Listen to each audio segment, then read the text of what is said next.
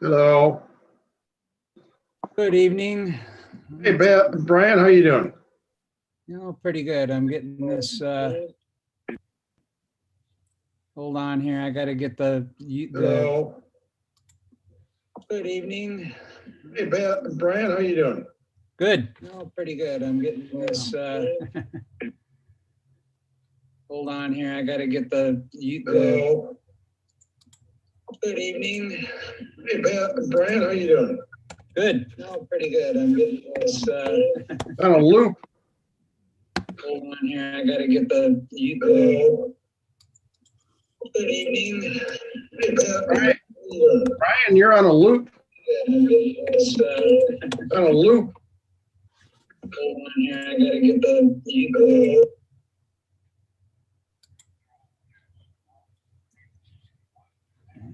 Let's see. Hey, Austin, you got a little fuzz on your face and a lot more hair. Yeah, I just got rid of a bunch of it too. You know what? It'll keep you warm. Well, the facial hair is to keep the jellyfish off the face when we're working on the boat. Exactly. Long sleeve shirts. Yep.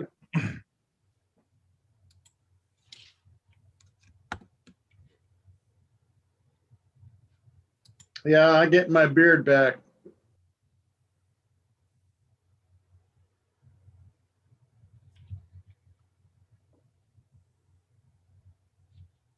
Only got 5 today, huh?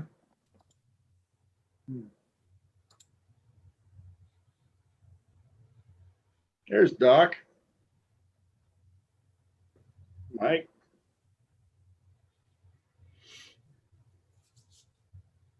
Wow, a beard on Austin. Yep. One of those Northern California hippies. Now Oregonian now. Oh, that's right. I'm sorry. No, Oregonian. Back where I belong.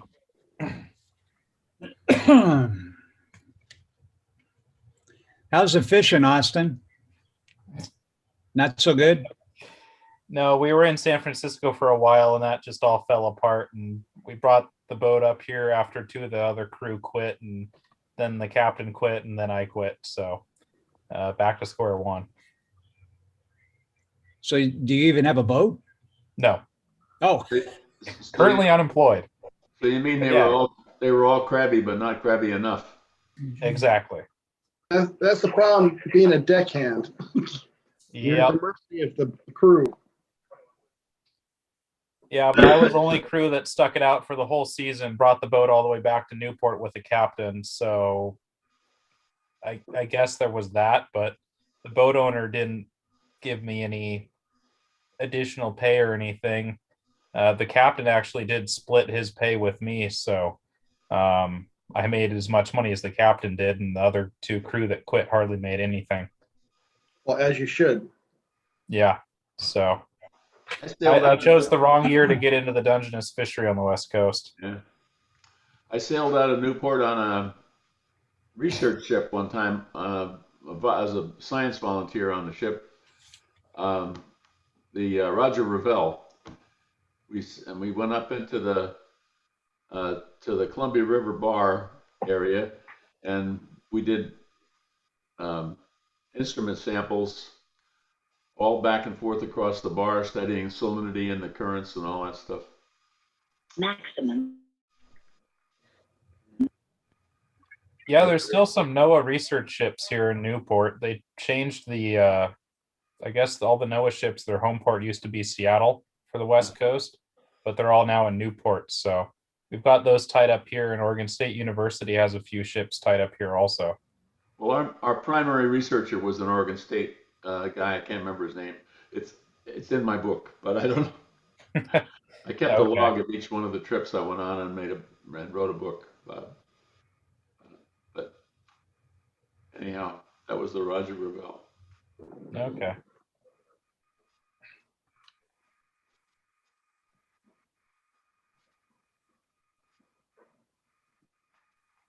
Trying to remember.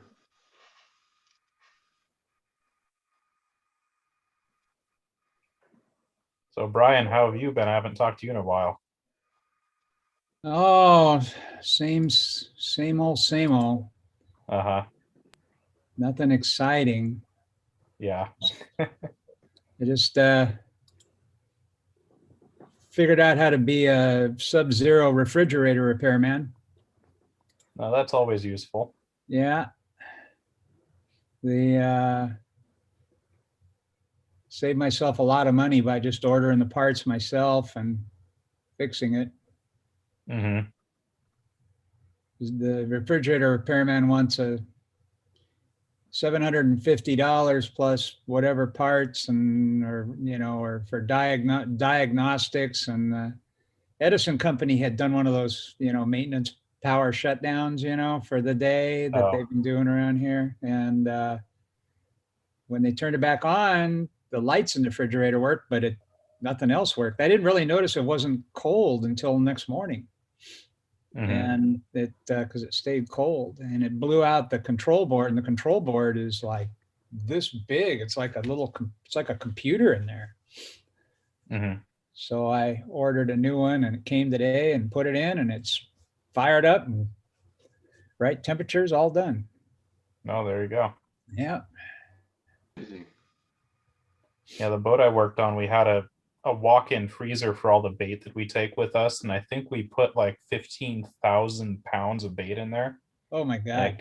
It kept it about -6, but the thing ran off 480, and we didn't have shore power that was 480, so we basically had to leave a generator running for about 2 months. Oh man. just to keep the freezer going. That cut into our expenses just a little bit. Yeah. I would imagine. What were your generators? 671s or 371s or some? No, actually, this boat's brand new, so it didn't have any Detroits in it. I've worked on boats with 471s, a 353, and some other ones, but the boat had 3 gen sets aboard apart from the main. We had a John Deere that ran the hotel generator, which was just for when we're tied up to the dock and don't have shore power. And that ran a 65 kW generator. And then we had 2 6-cylinder Cummins QSBs that were 210 kW for running all the machinery on the boat. So those were redundant for, so you don't have to run one of those all the time. But we had to leave one of those on basically 24/7. And we could switch back and forth between the main generator and the hotel generator for if we were actually running equipment on deck or if we were just driving around, basically. Well, you could be in Texas. They don't even have generators. Yeah, there is that. We've had our fair share of power outages up here, but not on the coast, luckily. Inland in the Willamette Valley, they had some pretty bad ice storm. Freezing rain about a week ago. And my mom lives up in Salem, and she just got power back this morning. It's been about a week. My girlfriend's mom's in Corvallis. She just got power back last night, and it's been 6 days or something. But basically just, the trees down everywhere, power lines down. It happens every few years. I remember having a really bad ice storm when I used to live up here, probably, 17 or 18 years ago. And freezing rain and ice storms are not fun. Hey, Austin, my grandson lives in Oak Ridge, and my oldest son and my youngest son lives in Eugene. And they're very familiar with all that. Okay. Yeah, I'm sure they had some of that weather in Eugene also. They're in the Willamette Valley too, but out here on the coast, it never got below freezing, so that was nice. Then Yeah. I got a friend of mine up in Bend, high desert, Central Oregon, and they're like down in the single digits, a foot of snow. I'll tell you a little short story. Several years ago, my son and his best friend was hiking the Pacific Crest Trail, and they ended up in Bend, Oregon. And I get a call at 1 o'clock in the morning. Hey, Dad, it's snowing and we don't have all the proper gear and we're in Bend, Oregon. I need help. I said, okay, I'll be right there. And I had to drive from Paris, California to Bend, Oregon in 12 hours. I made it there in 12 hours. I found him shivering with shorts and flip-flops in the corner of a building in Bend, Oregon. On my way there, I was thinking to myself, Mike, I need to slow down, and because I didn't want a deer to pop out in front of me. And as soon as I said I didn't want a deer popped out in front of me, and I busted it in half with my truck. Truck was fine, but the deer wasn't. The deer was toast.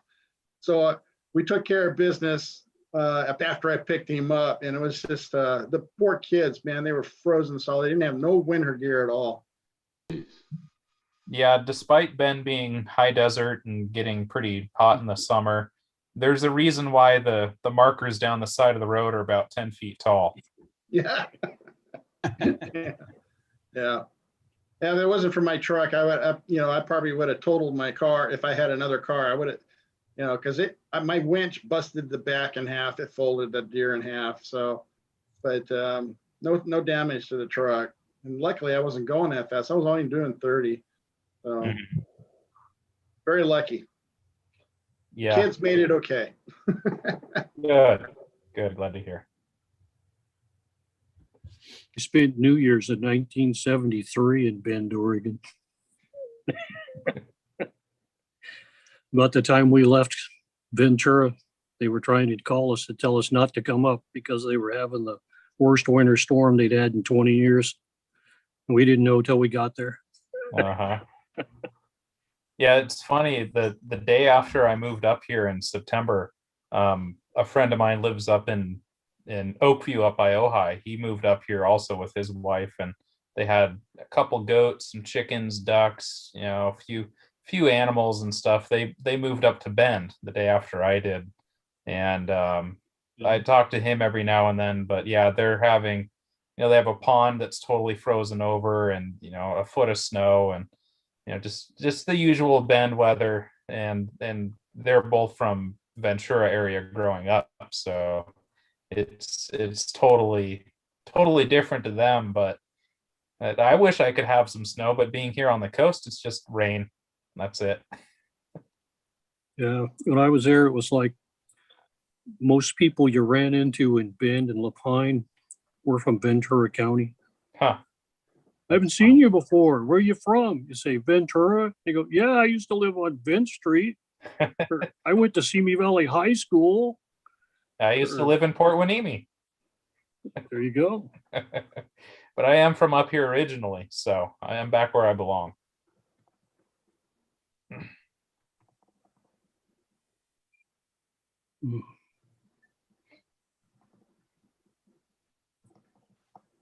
Back then, it took you like a half an hour to drive from Lapine to Bend. Mm-hmm. Now it's like one city all the way in. Yeah, I haven't been out there in a while. I've been to Sisters. I like to go to one of the ski places there. That's the closest to where I am. But I haven't actually been out to Bend in a while. That's interesting, Austin. You said the Sisters. My grandson's their adopted parents, which is my son's wife's ex-wife's mom and husband. They're in a business to, at the Sisters, they have a little location where they harvest mushrooms for a business. Yeah. Great place to get mushrooms. Oh yeah, even out here on the coast. I mean, in our front yard, 30 feet away from me, we get huge king boletes that are like 1.5 feet across every year. Yeah. Yeah. I used to go to Detroit and get my huckleberries. That's the best place to get huckleberries during July, August. Oh yeah, you can just go for a walk in the forest anywhere around here and stumble across chanterelles and boletes and all sorts of mushrooms. I used to hear that back in the 60s. Yeah, but those weren't good for you. Yeah, I know. People go to Oregon and come back a little different. Those were different mushrooms. Yeah. The ones you want to avoid are the Amanita phalloides. Yeah, let me write that down, Doc. Can you tell me what they look like? Yeah, they're kind of an orangish red, shaped like the curve of a natural distribution. and have little yellow specks on them, Oh, I think I remember those. Yeah, those are no good. called a death cap. Well, those grow everywhere. The death caps, Yeah. even in your backyard. I actually pulled one out of the ground in my back of my house last week. Yep. Hey, Tom, Which is there's why no reason to wear your nice shirt tonight. Oh, yeah. Well, actually, this is a nice shirt.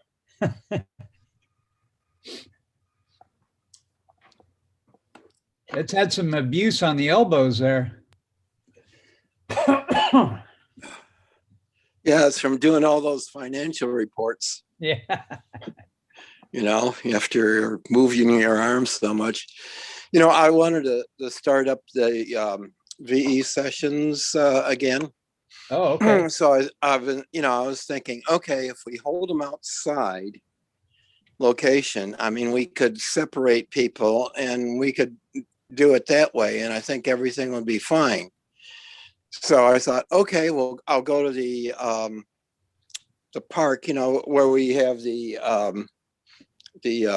ham fest or summer barbecue things. There's one area that's got 25 tables. So I thought, okay, that'll be perfect for a outside test.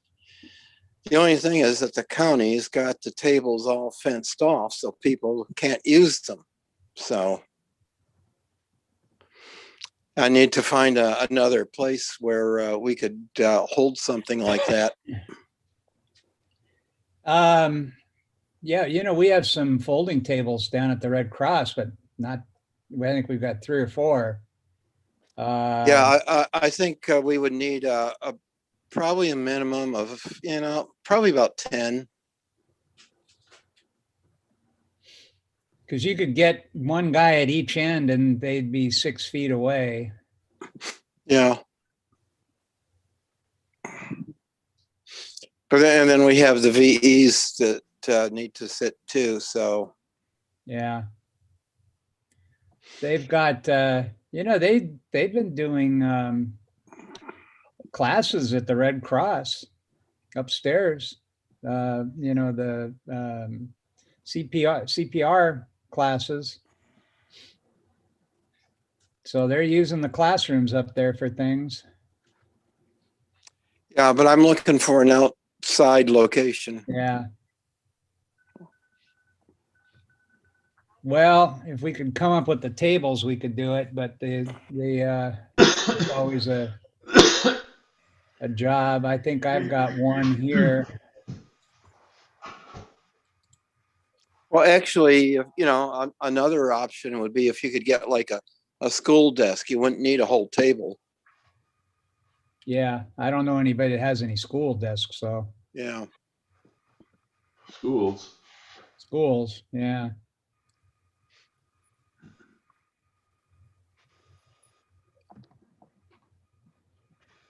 Well, there's good news on the horizon. I read a paper today that said that one dose of the vaccine, a couple of different ones, Pfizer and Moderna for 2. One dose in a month will give you about a 92% immunity, and the second dose only takes you from 92 to 94, 95. Really? So you get pretty good immunity from the first dose. And if you have to wait for the second dose, the CDC, I think, or one of those agencies has just announced that they, instead of having it rigidly, it has to be a month later, that it can be anything up to 42 days later. So I don't think they know. They Yeah, keep changing their mind all the time. Brian,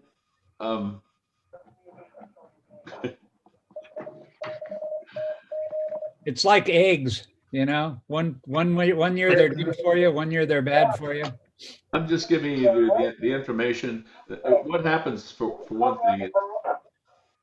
What happens is that On the main as time front goes page of the along, website, more information comes right in. about as you look paragraph down. I got a shot Thursday morning and Wednesday morning, and I was sick Thursday and yesterday or today. Yeah. My arm's all swollen up. I couldn't lift it up like this, Huh. Really? but I'm slowly getting over it. Yeah, I've heard different things from different people. Some people. Well, what I'm saying is that I don't read this crap in the newspapers. I read Medscape and I read scientific journals once in a while, but mostly I get it from medical news sources, from people who are science writers, not from the people who are political writers. For one thing. For another thing, that as time goes along, they do get they are able to draw conclusions that are different from what they had known before, because they've had a little more data come in, a little more experience, and they've been able to look at the numbers and reasonably draw a different conclusion. So it's true that things change, that the recommendations change, but that doesn't mean that they don't know what they're doing. So, and it doesn't mean that I don't know what I'm reading. So I'm just passing it along. No, I know that. It's just confusing because everybody's got a, you turn on the news and the news people may have heard something different from somebody else, and two different people on the same channel have different stories. Well, that's true, Brian. And when I was a news journalist before I went in the Army, before I went to medical school, I might have, but yeah, I understand what you're saying, but that's the only reason I offer the information, because you guys know that I anyhow. Well, you are a better source than others for this stuff. And I'm very conservative about what I pass along. I don't pass along every piece of crap. I would tend to believe you more than I believe the people on television, because it's they got a different story every time I turn on the news. Yeah, and they don't know what this. I would not believe anything a journalist says. What's it called? The man guy? No, there's a name, I can't think of it, for the effect, which is that whenever you see anything on the news that you really know something about, you realize that they have it all wrong, and yet you'll turn around to the next article and read something else that they wrote and believe it. Not putting two and two together, that they probably didn't know anything about that either. So it's the,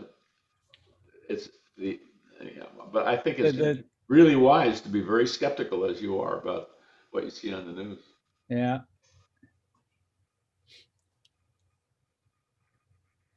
Anyhow, I got my second shot a week ago today. I did not have any. I had a very slight swelling of one lymph node. Last time I had a fairly good sized swelling of a lymph node behind my neck on the back, right above where I got the shot, the lymph drains in that direction. So that was obvious. That was really a reaction to the vaccine. And this time I didn't have anything, except maybe feeling a little tired, maybe being a little bit more sleepy. But yesterday I noticed there's a slight tenderness and swelling of one of the lymph nodes on the other side of my neck. So I'm thinking that's a good sign, because it means something is going on. Hopefully my lymphatic system and bone marrow are producing antibodies. So. Well, you're going to be able to I know a lot more people, they're saying that more people have had bad reactions to the second injection than the first, had more significant and uncomfortable reactions. They were sicker. And I was warned about it when I got my shot, but fortunately. I hope not.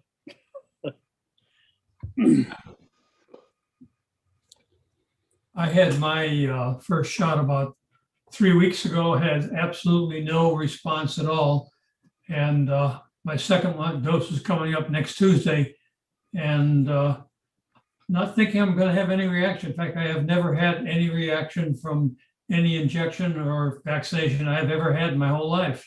That's 84 years. Yeah.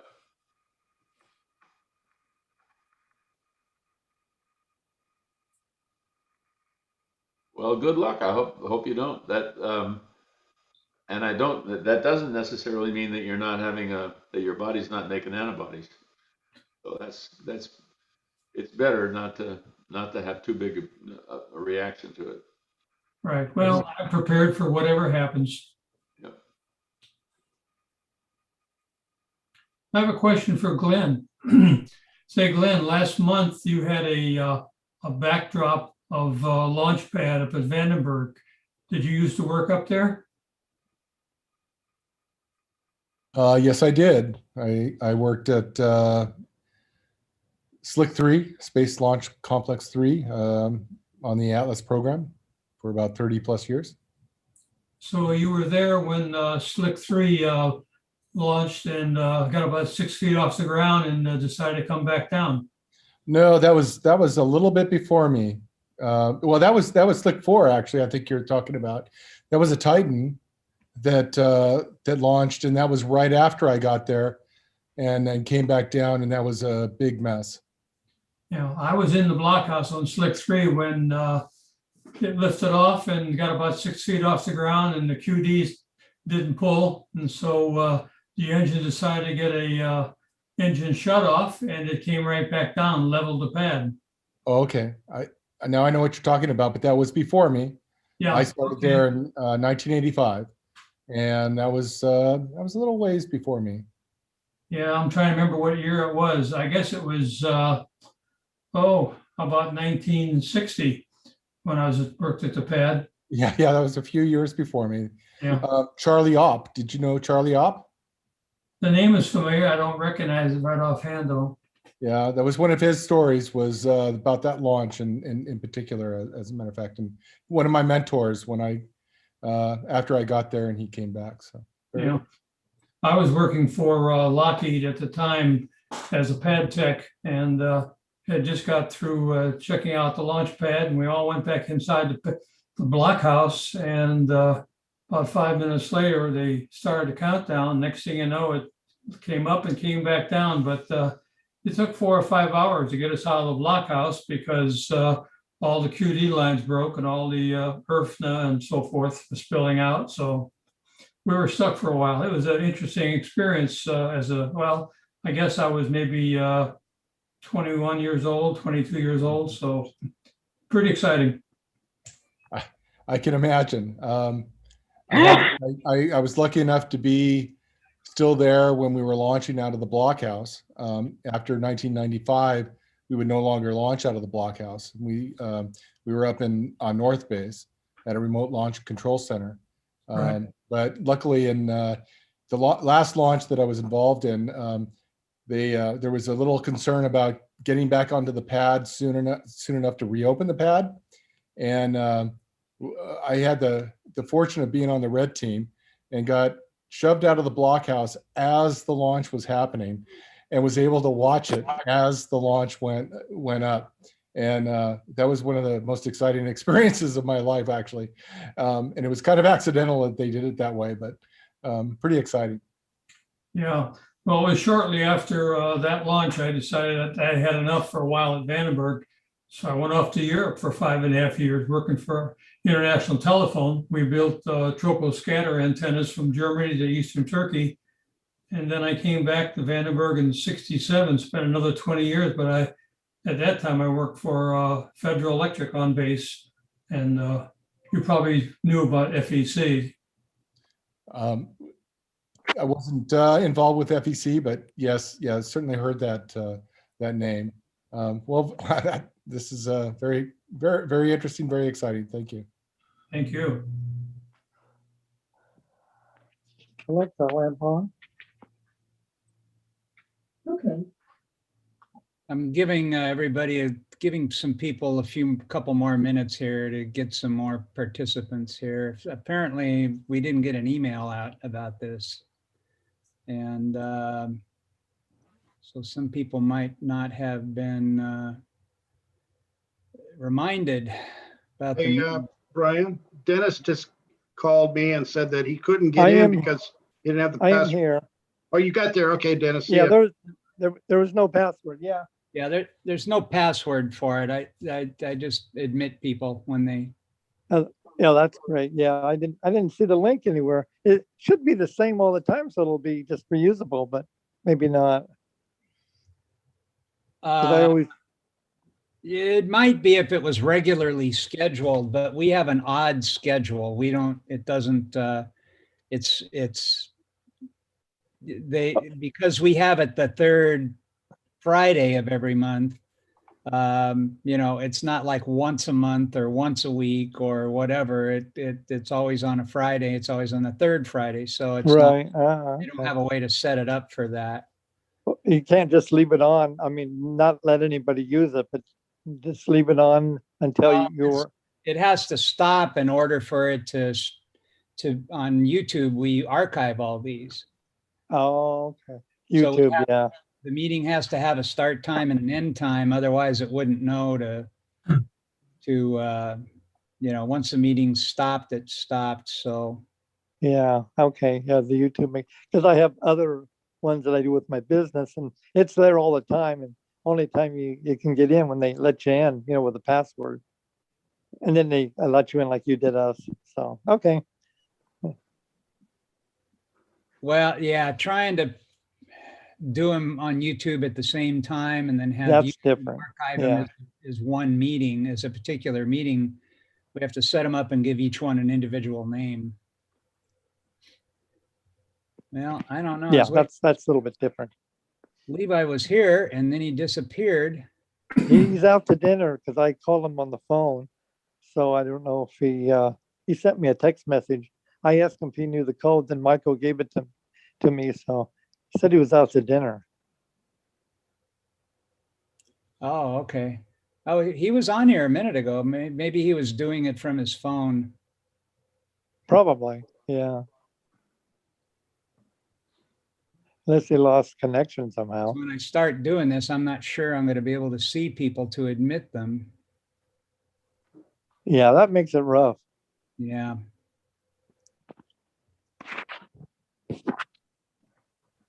Hey, Wayne, why don't I make you a co-host? And then when I start doing this slideshow thing, because it's going to take up my whole screen, I won't be able to see if somebody new comes along. And then you can watch and admit people from the corner, you know? Will do. Okay, I'll let me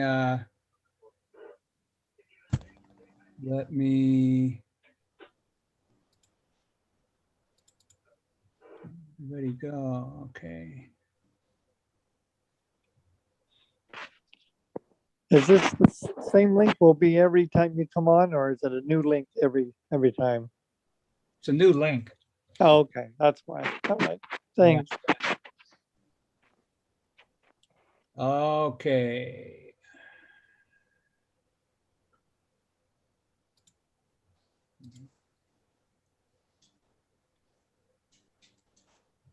Trying to make you a co-host here and it won't. Yeah, I don't see it showing up that way. Yeah.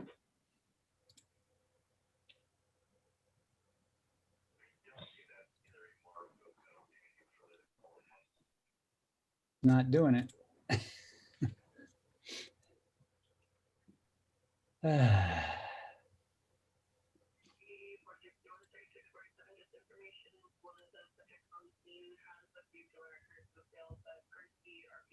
Oh, well.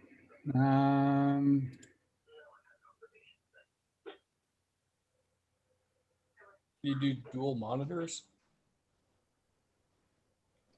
Well, I have another computer right next to me, but I'm logged in on this one. Then I can't control it on the other one because I'd have to set up a different. I don't know why I keep telling it to make Wayne a co-host here and it's just ignoring it. All right, well, let me see. Okay, maybe this is it. All right, okay. There we go. Now it shows up. Okay. All right, okay, let's get started here. I'm gonna do a little presentation on getting started learning how to use Arduinos. I did one 3 or 4 years ago and just sort of did an overview and showed some projects and some different types of boards and stuff. But this time I have a PowerPoint presentation that I did, and we're going to look at how you program them and lot of people like to play around with these things. Once they figure out they're not as hard as they thought they were, it sort of seems like a lot of work or a lot to learn, and really you can start playing around with these things without soldering anything and without having to write one line of code. So so we'll talk about that a little bit. Anyway, but let's go ahead and get started. I'm going to find my American flag here, and we'll officially start the meeting. Where's preferences? Okay.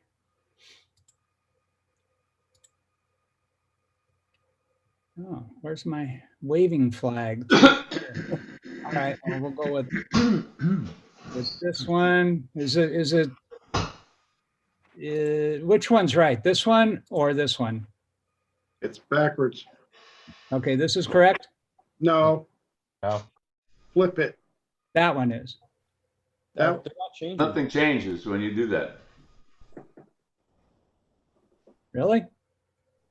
Can't see any difference. It's just changing it how it looks to you. Wayne, maybe you better make Brian a co-host. All right. Okay, well, we'll go with that, just depending upon which side of the crowd you're standing The on. wind blowing from right to left. Let's say the Pledge of Allegiance here.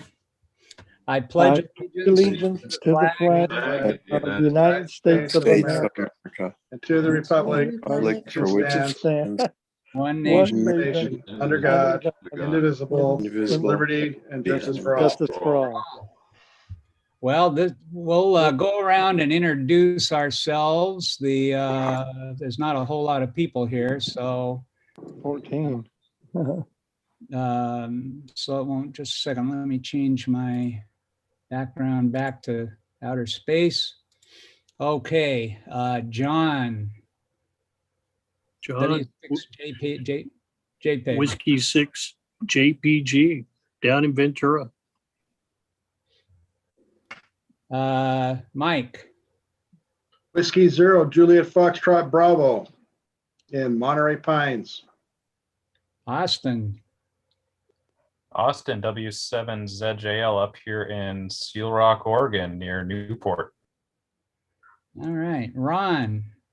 Yeah, Ron Gibbons, KN6KKD in Goleta, Newham, but been in electronics my whole life. Well, welcome. Is this All your right. first meeting? First meeting on Zoom, but I've been watching your monthly Zoom meetings for 3 or 4 months, and Dave down there in Ventura has helped me 3 times. Thank you, Dave. Okay, Doc. Doc, W6EW. I'm here in Santa Barbara. Dave. Alpha India 6 Victor X-Ray, Dave in Ventura. Tom. I'm Tom, N6YX in Goleta.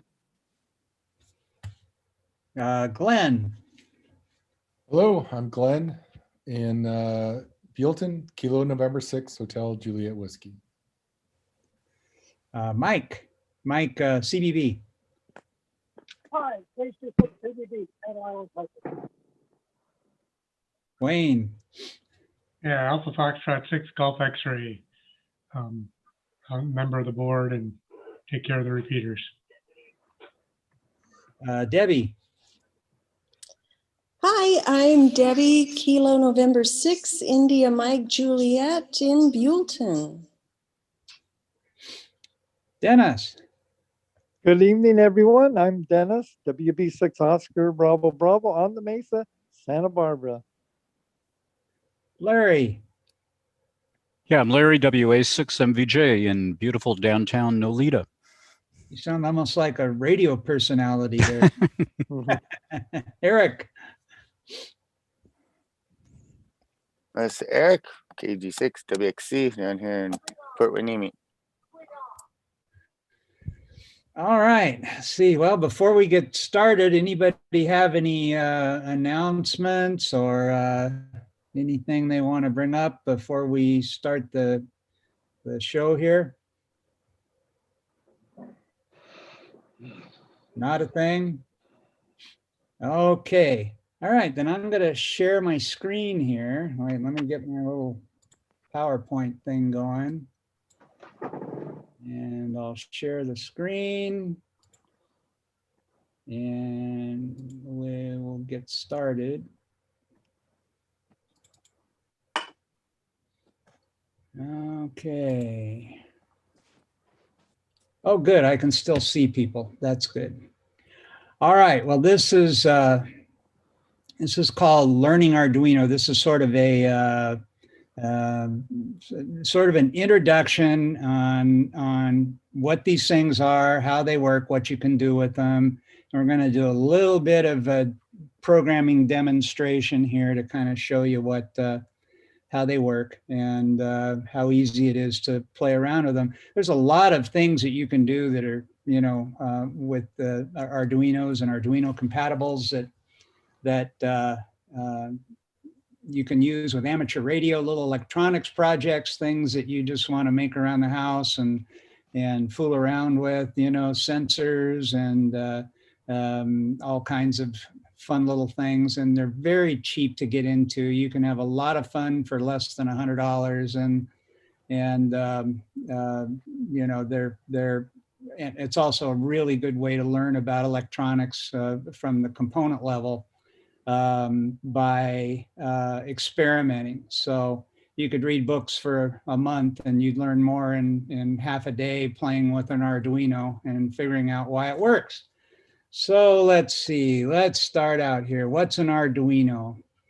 An Arduino is a microcontroller. It's not a microprocessor or a computer. Microcontrollers they're pre-programmed by the user to perform specific tasks.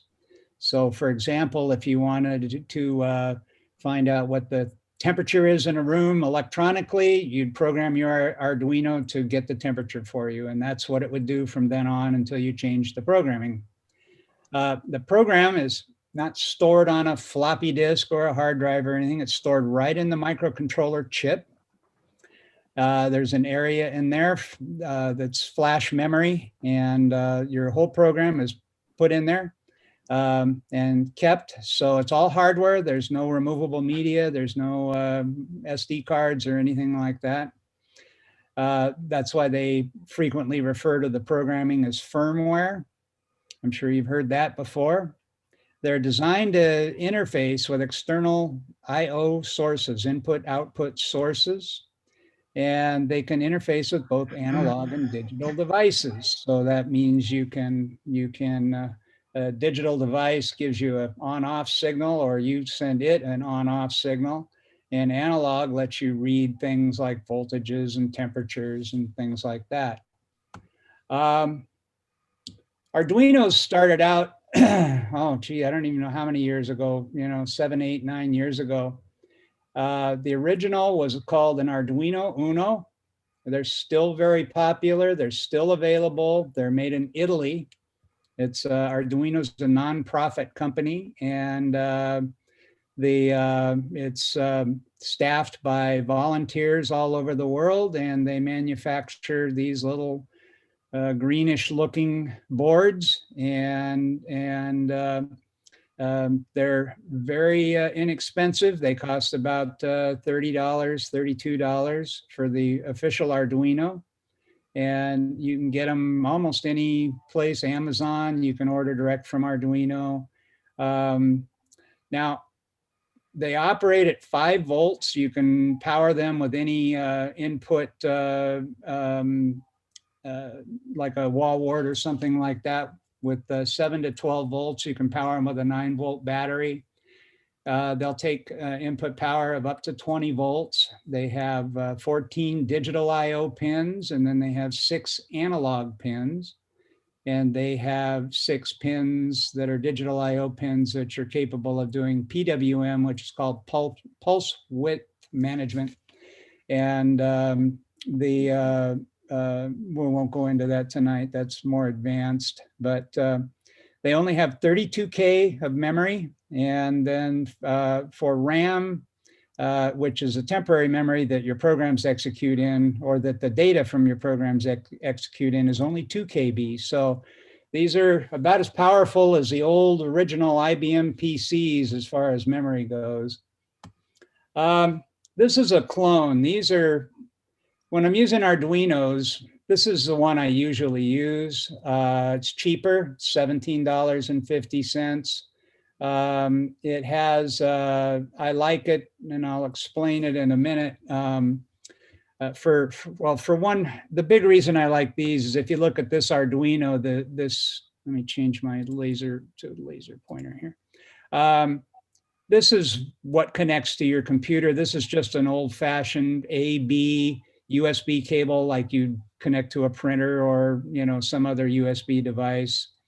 And these are typically not so flexible. They're kind of stiff most of the time. They're a little bit clunky. So this one uses a micro USB or USB cable that connects to your computer. They just plug right into your serial or to your USB port.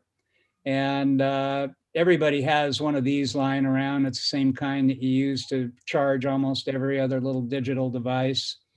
All of the Arduino clones are essentially identical in the way that they operate and the components that they have on board. In this case, this is a surface mount version of this larger chip here. That's a removable one. You can take it out and save your programming and put a different chip in there. These chips only cost about $2, $3. And this one has, of course, a surface mount chip right there. But otherwise, they're identical chips, and they all program the same. They all have the same specifications. So they're slightly different sometimes in the input voltage, but otherwise they worked exactly the same. This is another clone. This is made by a company called SBARC Fun. This also has a surface mount chip.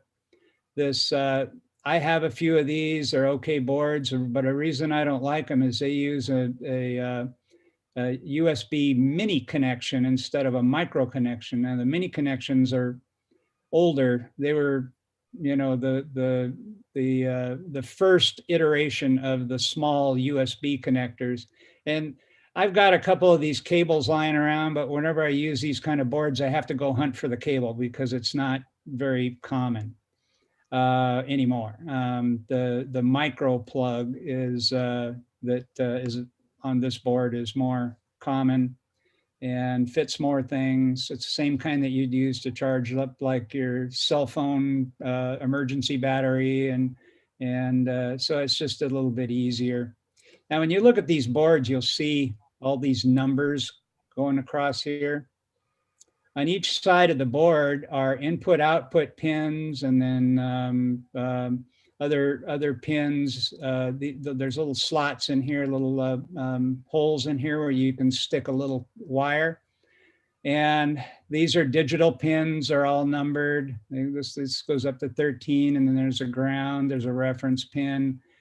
SDA and SCL are for a type of communications protocol. And then on this side, you can't see them very well. Let's see if we can see them on this one of these. Yeah, this one here, this row is analog pins, and then these are all power pins. The Arduino provides onboard voltage taps for 5 volts and then 3.3 volts. Some little parts you might want to use with it are 3.3 volts and others are 5 volts. So you have both. There's an assortment of LEDs on board for various things. So they're really very basic. They purposely make them big so you can actually follow the circuits on the circuit board, and you can see where they go and what they do and what when you decide you want to play around with them and experiment, another thing you want to use is a breadboard. This is a half-size breadboard. They cost about $5. And you use these things to connect up your Arduino and the breadboard. So these little pins here go inside the little holes on the Arduino, and then they go into a hole on the breadboard, wherever you want. And how breadboards work is they have 2 rows of power connections. So what you might want to do is you want to use one for 5 volts and one for 3.3 volts. And if all you need to do is put a pin in any one of the plus ones and any one of the minus ones, and it energizes the whole row all the way down on either side. And then it has these for your actual circuitry. And how these work is each row of 5 are all connected together. So if you want to bring power over to pin 3 here for or hole number 3, you can do that. And then you got power for all 4 of those other holes. So you can kind of tap off of that for your power if you want to. This is a full-size breadboard. These are about $6.50. These are for a little bit bigger circuits, or if you want to spread them out, and they're twice the size of the other ones. These breadboards are roughly the same size as an Arduino. And then these are the jumpers. These little packs of jumpers like this cost about $4. They're just for hooking up circuits. It's real easy, so you can build circuits without soldering anything. You can change them around. You can, if you make a mistake, no big deal. You just move the plugs around. Now, Arduino has a kit that you can get that has a whole bunch of stuff that comes with it. It's got a motor and a servo, and it's, of course, the board and the breadboard here. It's got pins that you can use for attaching to other devices. It's got jumpers. It's got these little wires that are bent. That's another way you can connect things up on the breadboard. It's got sample resistors, LEDs, infrared sensors, all kinds of things. And the best thing about this kit is this little book has about 20 or 25 projects in it that you can use all these parts for and make different things. And you can remove all the parts and then make something else. So it's like, you know, sort of like an erector set for electronics. Nothing's permanent. You can reuse everything, and you can experiment and follow all of these little projects in this book. And the book was really well written. Kids 5 years old can understand them, and, you know, adults even after their 100th birthday can understand them. So it explains everything very clearly. Now, this is the equivalent for the Metro board that I showed you this second. It's made by a company called Adafruit. It's a little cheaper than the Arduino one. The manual is not quite as complete, but they have wiring diagrams. They have all the same kind of components that the other has. It's got a nice little like a plexiglass board that you can mount your Arduino board on there and your breadboard, so it's all together and makes a nice little platform for building projects. And this one even comes with a little infrared remote control, so you can build like you know, you can blink an LED from across the room, and explains how everything works. There's an infrared LED that will pick up the infrared signal from the remote control. You can attach it to a servo and make it, you know, fly a flag or whatever you want to do. There's all kinds of fun things.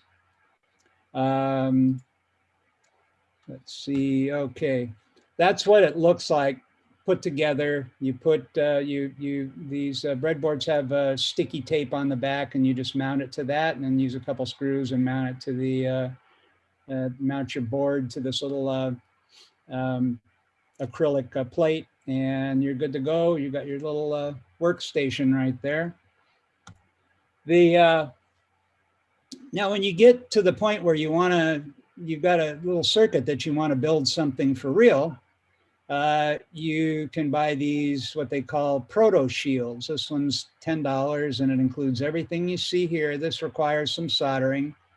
You got to put these headers on here on the side, you see these pins down here, they plug right into your Arduino. And then they also expose these, so you can add another board on top of that if you want to. But there's a couple of LEDs, couple of momentary switches here. And then all of these, once you plug it into your Arduino, everything in the middle here is all hooked up automatically. The power is transferred through all the, there's solder points for all of your input output points on the, same as on the Arduino. So it just sort of lifts everything, brings it up a little bit, and it lets you actually hardwire a circuit on there. You can add anything you want. Now, you can stack these in multiples. So you can go as high as you want. You can't interfere with the channel, what's happening on other boards, but you could do, this one shows 3.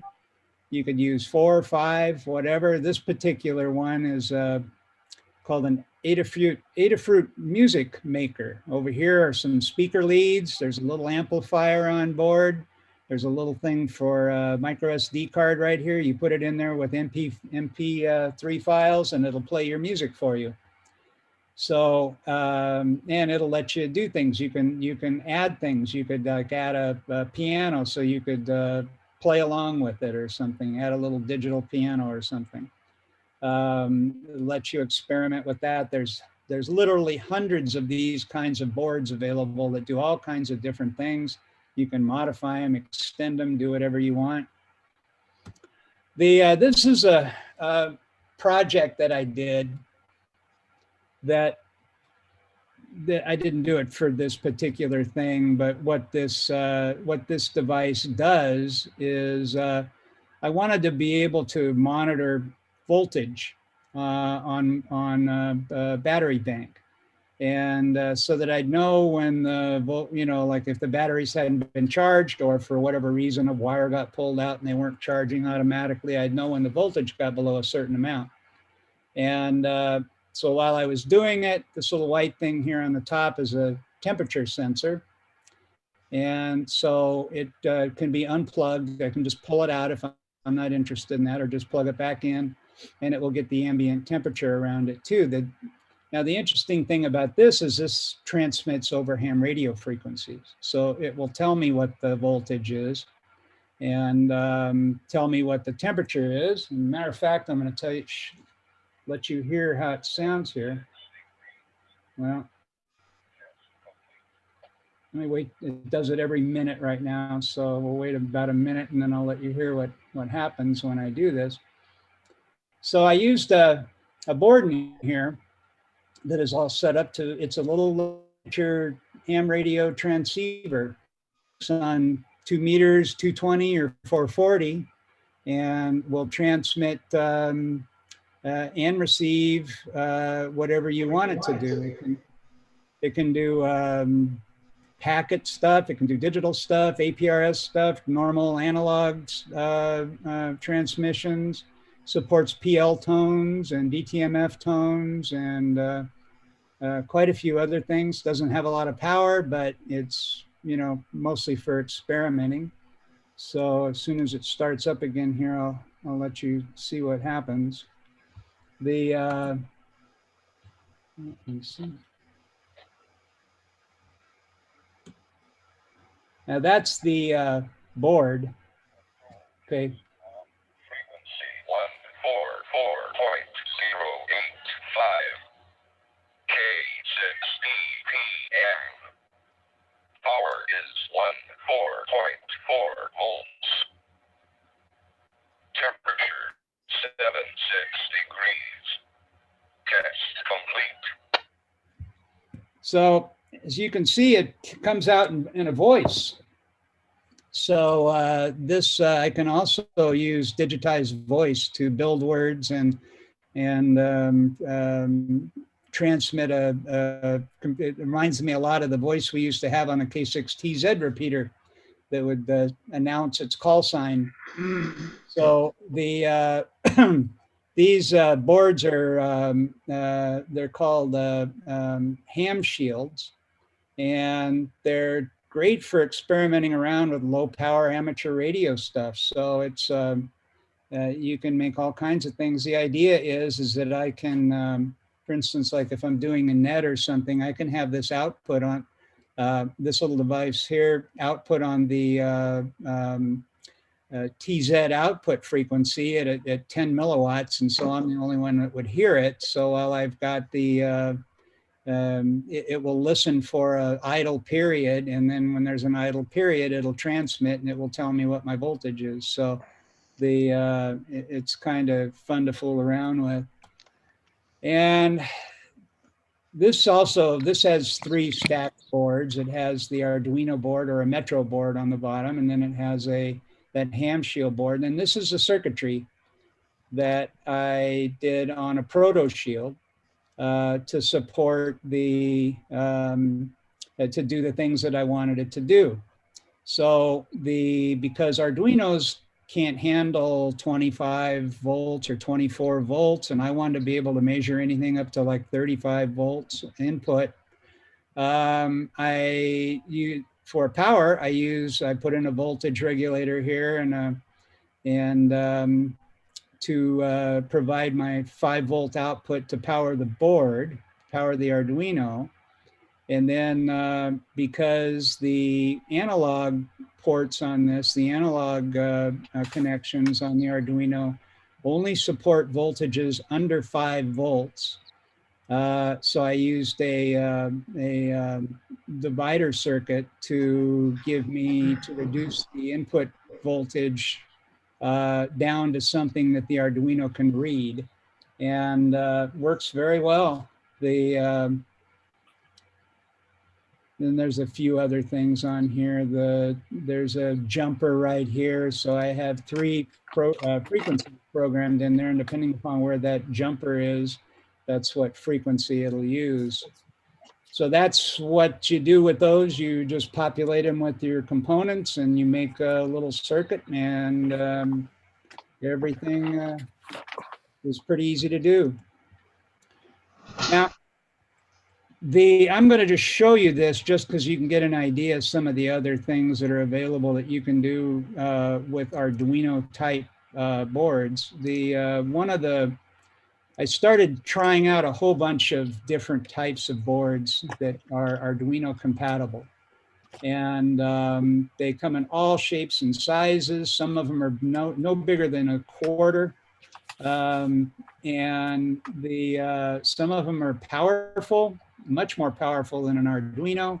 But the bottom line is that they all program the same. They all can run the same program. They use the same software on your computer to program them, no matter which board you're using. So if you learn one, you can learn them all.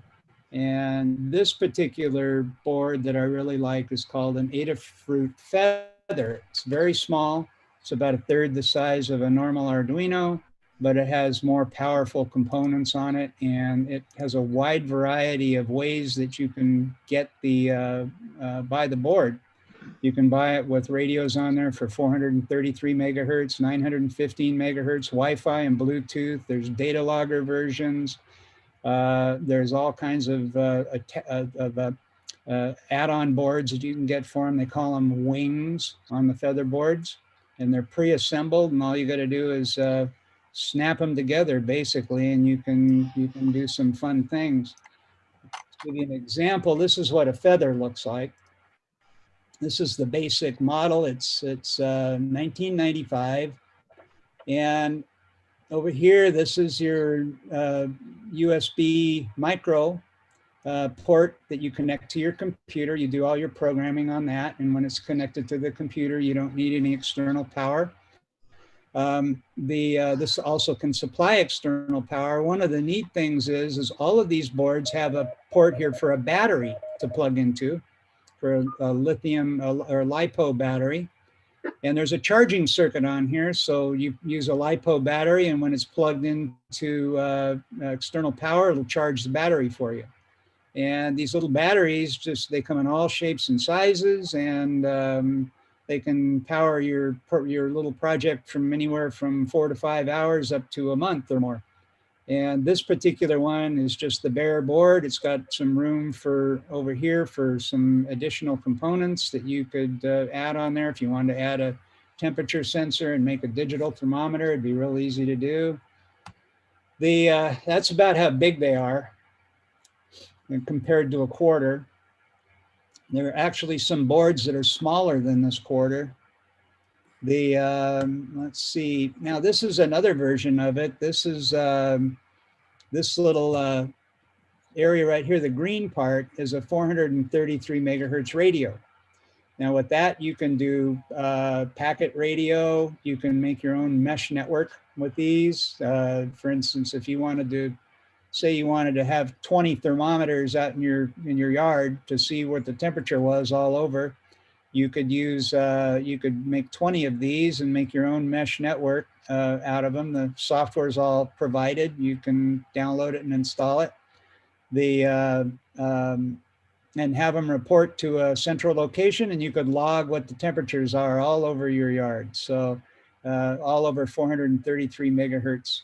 They also make a 915 megahertz version of this as well. That's what the little batteries look like. They're available in all kinds of configurations. There's some round ones, flat ones. So whatever you want to, and various capacities. So you can power things for a long time, or if you just need them as backup batteries, they have batteries that are about as big as 2 quarters stacked on top of each other. This is another feather board. This is a GSM cellular board. This chip right here is a whole data cell phone. It uses a little SIM card. And so you could, for example, instead of having 20 thermometers in your yard, you could have 20 thermometers in 20 cities. And as long as there's a 3G or 4G capable cellular tower within range, it will send data back over the cellular network to wherever you want. It can also send you text messages. So they'd be really good for if you wanted a burglar alarm, for example, or a sensor to see if anybody's getting into your trailer that's parked in, in a storage unit somewhere.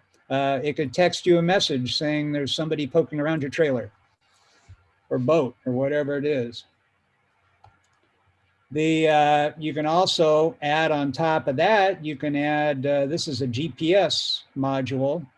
It would like stack on the Feather system. And these are $39.95, and it can give you your exact location. It's also good if you want to make a really accurate clock, because GPS satellites also give you the time. And you can, as long as you have 3 satellites in view, which is pretty much all the time, it can give you split-second timing as accurate as an atomic clock. I've made a couple of clocks using these. I've made one that will actually, it knows where I am, and it can change to the correct time zone based upon where the unit is located. Yeah. Question. Yeah. On the sensor alarm, how does that work with, is it battery operated? Is it under Wi-Fi signal? How does that pick up from a far distance? Well, it depends how you build it. You can make it do it any way you want. If it's a far distance, you could use a cellular version of that, and then it does all the communication right over a cellular network. And you can get data plans for about $2 to $3 a month. So there's several outlets that specialize in these types of things. If it was, within a couple of thousand feet of your house or something, you could do it with 4.33 megahertz or 433 megahertz or 915 megahertz. But if it's like in another city or, across town or something like that, the little cellular cards are great. I've got one that's been running for like 5 years. Not one of these, a similar one, but it just runs. So my thing was is if I wanted to monitor my garage in Goleta, I could put one inside the garage and see if anybody been tampering with it. Yeah, but you wouldn't need one of the. Oh, you mean you have another garage out in Goleta somewhere? Yeah. Yeah, exactly. And the as a matter of fact, like these you can make trackers with these as well. And there's a lot of companies like equipment rental companies. You can buy a commercial tracker for $500 or $600, or you can build one for like $80. And you can put it on equipment to see if it's been moved, or on a vehicle. You know, it's sort of like a low jack type. You can build your own low jack. You can find out the coordinates of where it is all on your own. You know, they're mostly for experimentation. However, these same components, you can buy all these components separately, design your own circuits, and build your own, you know, commercial equipment from it. But these are prototyping and experimentation to see how things work. So does it work strictly for battery operated or external power? Because my truck, I want to put a tracking system on my truck, let's say, and it's solar operated, so it's 24/7 operated with camera op. I have cameras on both front and back of my truck, so I want to be able to monitor my truck when I'm not in it. So that was another thing I want to do. Well, you wouldn't be able to do the cameras, but you. No, I already have that done. I just want a GPS system on the truck. Yeah, you could build one with these. Easy. Okay. Yeah, it's you'd need one of those. You'd need one of those and one of those. All right. Basically, the only soldering you need to do is to solder the headers on it, and that's not hard to do. You wouldn't even have to buy a resistor. Everything and use one of those batteries like that, and that will give you backup power in case all the other power is cut. Okay, so it's got a separate power connection that keeps it constant? Yeah. Or static? Okay, all right. Yeah. Got it. Thanks. Brian, can I ask you a quick question? Yeah. The cellular hat, I was trying to roll my own, and it seemed like a lot of them were 2G tech, and a lot of phone companies are moving away from that. Is the one you listed there, do you know if it's 2G or 3G or 4? 3G and 4G. Okay, cool. Yeah, the 2G ones are, unfortunately, they released a whole boatload of 2G stuff, and about 2 months later, they started shutting off the 2G support at the towers. So there's a lot of that still floating around on the market. So, and if the price is too good to be true, that's why. Yeah, I bought some, and it worked for a while, and at least down here in Ventura, but didn't work up in Santa Barbara. And I had a hard time finding 3G for a cheap price at the time. So glad you found something. Yeah, well, that's the thing. I mean, you know, you're gonna, if you just buy the chip alone, you're still gonna pay $20 or $25, you know, for a 3G capable.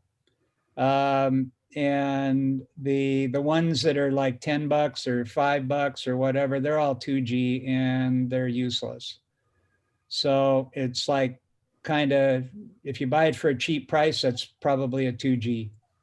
But yeah, no, these are good. I've got a couple of these, and or not that one. Sorry, I'm on the wrong one. That one. This is a 3G or 4G. Cool. Thanks. Hey, Brian, go back on the components I needed to do that, what I just asked for. I got the cellular, the GPS, and what was the other one? That one? Just the basic, like this one, you need the Adafruit Feather MO. MO is just the type of chip. If you notice here, the specs are different. This has 256K of memory. The others have 32. And then of your volatile RAM, The others have 2 KB and these have 32 KB. So you can have considerably larger programs, and you need that if you start getting into cellular communications and that kind of stuff, because the programs are larger than 32K, or the libraries are larger than 32K. So these are great little boards. I do a lot of fun things with those. In fact, let me show you this here. Let's see if you can see these. This here is a temperature sensor that I made out of this board here, or not that board, it's that board. And you can see that board's on top. The only thing, this I had to add the components. There's a temperature sensor, there's a light sensor, so I can tell what the light level is. And then it also has a little plug here that I can plug into an external moisture sensor. So I can use it to detect if something's flooding, or I can use it to detect moisture or moisture in the soil, depending upon what I attach to it. Now, it broadcasts over 433 megahertz. I did no soldering on this one at all, other than to add this little tuned wire for this frequency. And this right here is a little LCD display, and displays 4 lines of characters. So when one of these units transmits, it's displayed here. And I get about 800 feet of range with this unit inside and these outside. These can be about 800 feet away from this, and I get them, and they'll all report right to here. And they'll tell me what the temperature is wherever this is, what the the moisture information that I want, the light level, and it's pretty cool. And this little board with the LCD on it is all pre-soldered and ready to go. You just unpack it and plug it right into the other board. And then you add programming. So anyway, that's the kind of stuff you can do with those. And they're very, as you can see, I mean, these are not very big at all. And then I just plug in, one of these batteries to it, and it will power it for about, I don't know if you can see the text on the screen there. It's just how long does the battery last? This battery here lasts about 4 days. Are you sharing a different screen, Brian? Oh yeah, I'm sorry. I could see it on mine here. Let's do this. Yeah, let's stop sharing here for a second. So Brian, okay, is this possible to make it so that it can last longer than 3 days? Use a bigger battery. Or what about external power? Well, if you use external power, it'll last as long as the external power will last. So you have the ability to connect to external on that? Well, it just depends what you want to connect to. You can't connect to 110 volts. You're going to need a wall wart or something. If you want to connect to 12 volts, you can use like a car charging cord for your phone. Whatever you charge your phone with, or not your phone, but whatever the same cable that you can use to charge anything other than an Apple phone, you can run these with. So will a solar panel operate that thing during the daytime? It can, but you need to do a little figuring out to make sure you supply the right voltage to these. Correct. I understand that. So you would need a battery backup in the solar panel system in order to operate that whole thing. So I got it. I completely understand. If your solar panel is providing voltage to charge your battery, then just run it off your battery. You can, right. Exactly. And now these things here, there is a little tiny card, which is about as big as this thing here, that you can add to these, and it's a solar charge controller. And you can use a solar cell about this big and it will integrate right into that, and it'll keep your battery charged all the time. So it's pretty much perpetual at that point. Wait, that thing has its own solar controller in it? Not the way that it is, but you can add something. Yeah. Okay. All right. So you can add a solar controller, but you only need a 1-cell solar cell to keep it running. Yeah, it doesn't take hardly anything. I've got a little solar panel about this big, and it has regular, just has a plug on it, the same kind of plug. It's for charging it's got the micro USB port on it, and I can charge up like a cell phone backup battery with it or whatever. It doesn't provide a whole lot of power, but it does work, and it will drive one of these things and it'll keep the battery charged. I already got my plan made. I'm going to put a little tiny solar cell outside my garage door. What a lot of people do. Put it inside my. They just make a little case, and the whole thing's self-contained. That way. Yeah, I just don't want the company to remove it. Yeah. Okay, I'm going to go back to sharing the screen here for a second, and then we're going to do something else. All right. So let's see here. All right, now the first thing, I don't know if you guys have ever heard what the first program any programmer ever writes is hello world.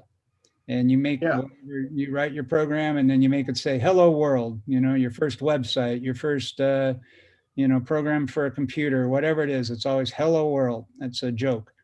And so when you're doing it with an Arduino, the first one you write is called Blink. And it's the first example in every book on Arduinos, and that's how to make an LED blink. And so this is that Metro Arduino and the breadboard, and it's all wired up for the Blink program.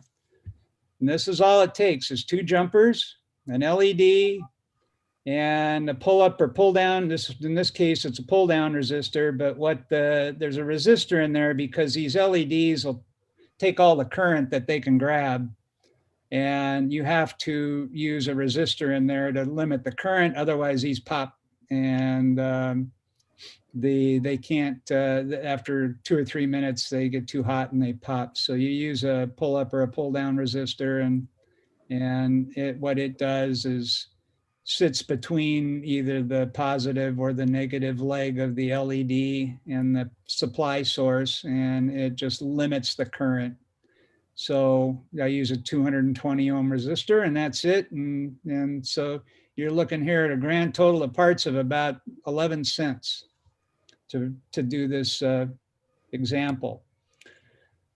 So we're going to look at how do you program these. Now, it's all well and good to have the parts, but this is what gets everybody worried is, okay, well, how do I program an Arduino? Well, it's really pretty easy. They use a Arduino specific variant of C++. And luckily, you don't have to write all the code for all these different things. There are libraries that are included with the Arduino IDE. The IDE means Integrated Development Environment. And it's basically just the program to write your code and upload it to the Arduino. And for every single device that you want to use, say you want to use a infrared sensor, so you can detect motion.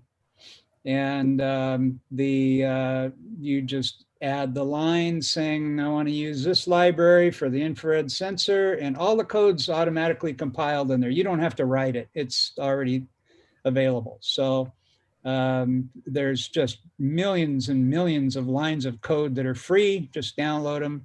Arduino manages it all for you. And the people that, there's also a version of Arduino boards that run on Python, which is really a popular and well-known programming language. It's more natural language. It's not structured like C++, and you can actually read it and you can understand what it's trying to do. But I would stay away from that. I'd learn how to do an Arduino first and then play around with some of the other things. Real quick. Yeah. This is all hooked to your computer, correct? Before you do all the programming? The program, this here, what you're looking at, installs on your computer. Okay. You use that little cable and you just plug it into the Arduino board. That's it. And I'm going to show you. Like a Raspberry Pi. Huh? Kind of like the Raspberry Pi? No, it's much easier than a Raspberry Pi. Oh, wow. Okay. I'm going to show you how this works here. Anyway, this is just to show you, this is the whole program that blinks the LED. So line by line, kind of what I do is I define my blue LED.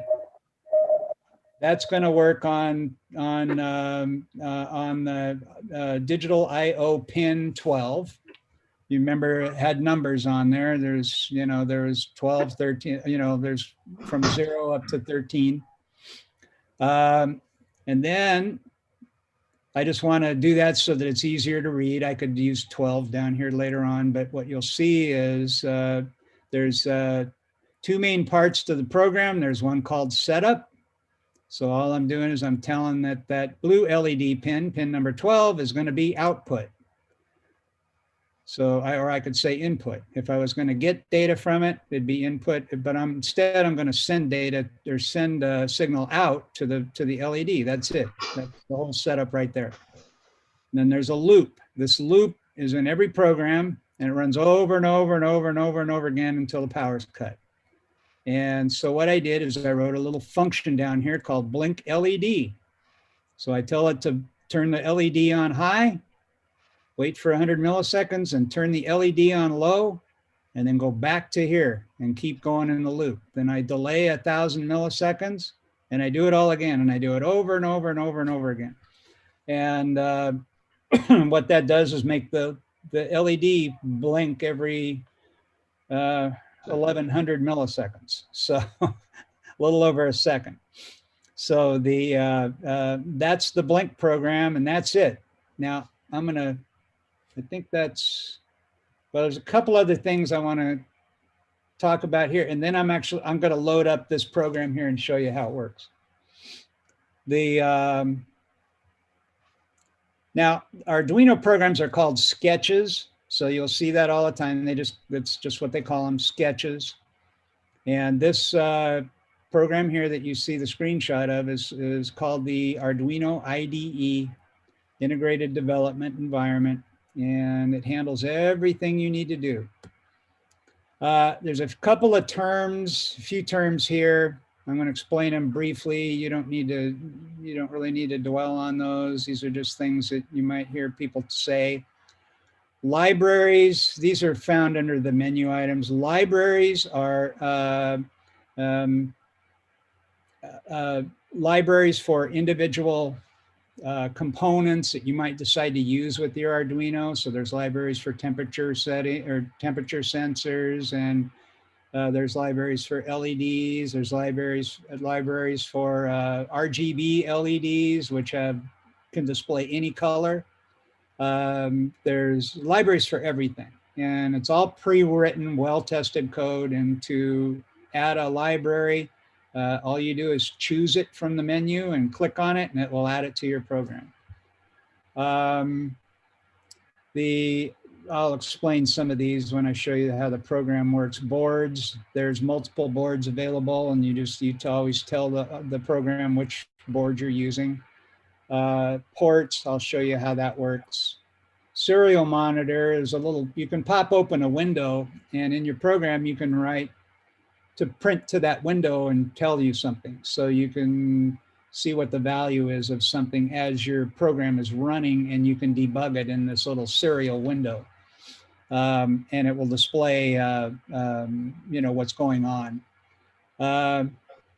In the menu, there's also a thing called programmer. You never need to worry about that. That's for special purposes. If you want to get really fancy and come up with some of your own special code and you need to change from the Arduino programmer to something you wrote, but that's way advanced. Bootloader, you hear that sometimes. There's always a little bit of code that stays on that chip so that it can communicate with your computer. And you don't fool around with that. It's just in there. You can change it if you had a reason to, but that's called the bootloader. It's sort of like the basic part of the operating system, just so there's some communication with your computer. Compiling, of course, is taking the words that you saw in here and turning them into machine code, and then uploading.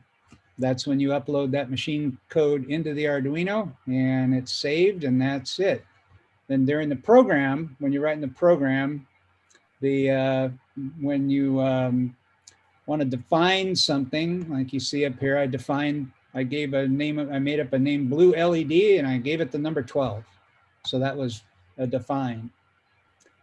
Constants are, your program's always going to use types of variables. There's variables and constants. Constants are a value. For example, this is a constant. 12 is a constant. It's never going to change. It's always going to be 12. And that's a constant. Variables change throughout the program. They may have, their value would change. So if you're adding a number every time it goes through a loop, that's a variable. So, you know, you start out with 0.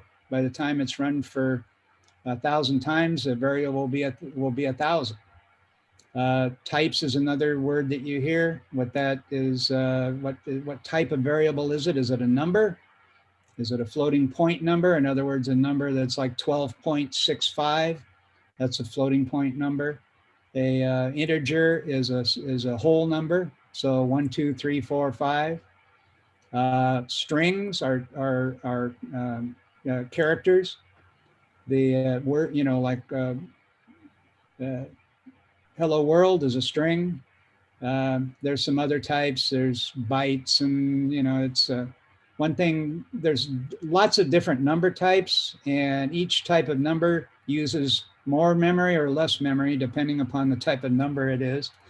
And so programmers learn to be as frugal with memory as possible. So we use the smallest number or the smallest type of variable we can allow.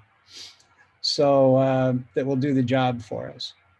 Then there's reserved words. Those are, when you look at them in the Arduino program, these brown, orangish color words, those are reserved words. That means, and also the blue ones and the green ones, you can't use those for anything else. You can't name something a reserved word. The setup function, the loop function, I talked about those. User functions, that would be this one here. I wrote blink LED just to handle the actual blink. So that's a user function. And then scope. Scope is sometimes difficult to understand. But for example, I have the word blue LED here. And because it's not inside of the setup program or the loop program, or one of these functions, the scope is global. It means it always means 12 throughout the entire program. Now, if I put blue LED inside the loop program, it would only be 12 while it's inside the loop. In the blink LED, it would have no value. In the setup program, it would have no value. So that's global and local scope. So you don't need to be real concerned with that, but sometimes people will do things like, you know, use that maybe just instead of blue LED, they might just call it B. And then they want to use B somewhere else and they get an error and they don't know why. And it might say scope error or something like that. And that's because you're colliding with another variable that has, it already has scope in your function. So that doesn't happen too often. So let's, I'm gonna stop this, and then we're gonna open up the Arduino program here. Hey, Brian. Yeah. I think everybody needs to stand up and jump up and down, do jumping jacks. Go ahead. Let's go, guys. Come on, everybody jump. Come on, let's go. Come on, I'm not jumping. I'm saying get that blood back in your brains. Let's wake up. Everybody wake up. Let's go. Let's get Brian the chance to finish his. Let's go. Wake up. All right. Santa Claus has spoken. All right. I am gonna show you the elements here.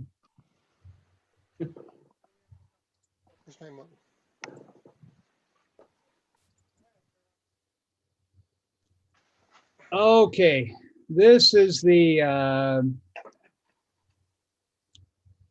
now, can you see this okay? Yeah. You're looking at the, Your IDE, yeah. so what I was gonna do is show you where this is of course the program. Now, before you can send anything to your Arduino, there's a couple of things that you gotta do. Oh, well, first let me show you about the libraries, managing libraries. When you select that, you can see there's literally hundreds of libraries that are available for use.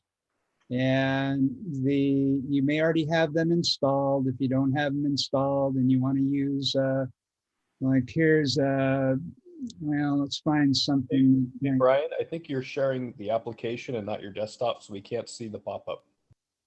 Oh, okay. All right. Let me stop that.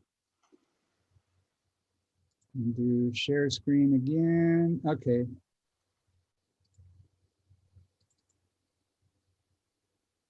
Okay, can you see that now? Yeah, it's smaller, but yeah, we can see it. Okay. Yeah. Well, I just want to kind of show you the libraries here. Okay, luckily everybody that writes a library also tells Arduino that they have a library. So you don't have to go looking for anything or download anything. It's all right here. If you buy here's a robot motor. That looks cool. Where to go? There's a robot motor. Now say I bought a robot motor and I wanted to write a program to control my robot motor. Well, I can select the latest version and just click on install, and wherever it went, it'll install it for me. And so it's all right there, and it takes care of all the library management for you. If I go back and look on the installed versions, it tells me what libraries I already have installed, tells me if there's any updates. It's all self-contained, so you're not running all over creation on the internet trying to find a library for some motor or some sensor or something you wanted to play with. Now, the same is true with boards. There's all kinds of boards out there, and luckily, all the board information is all automatically maintained by the Arduino program. So when you buy a board, it's maybe a specialized board. You may need to download some code for that. It's all right here. You can see what I've got installed. And usually when you buy the board, they tell you exactly what to install.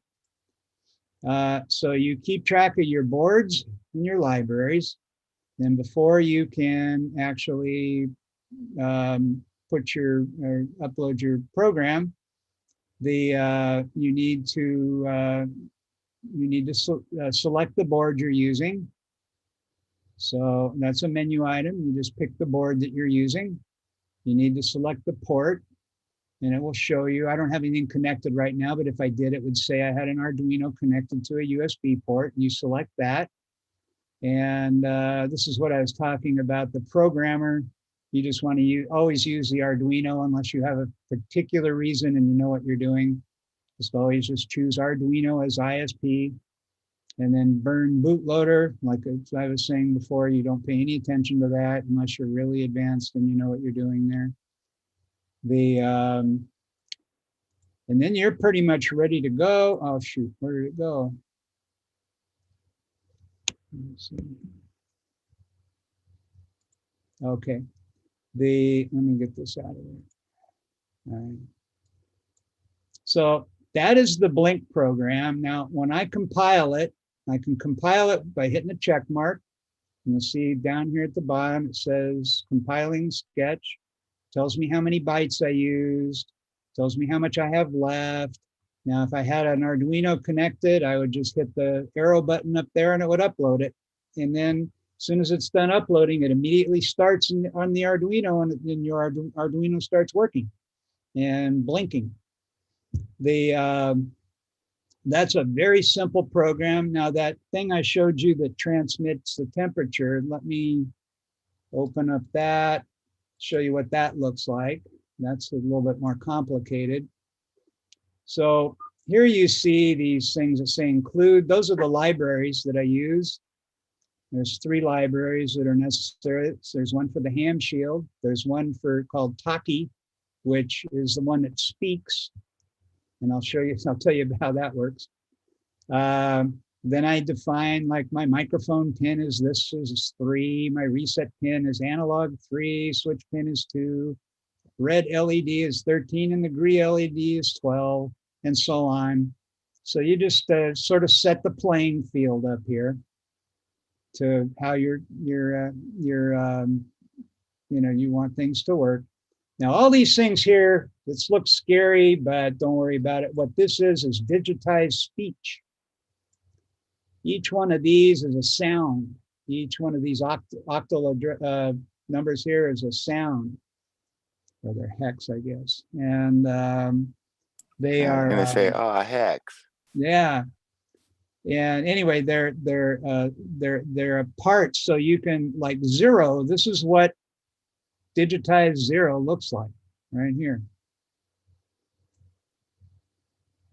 So it's a lot of stuff there. Anyway, what that is you remember the old Texas Instruments, or the See and Say toy from the 80s? This is the voices that it used.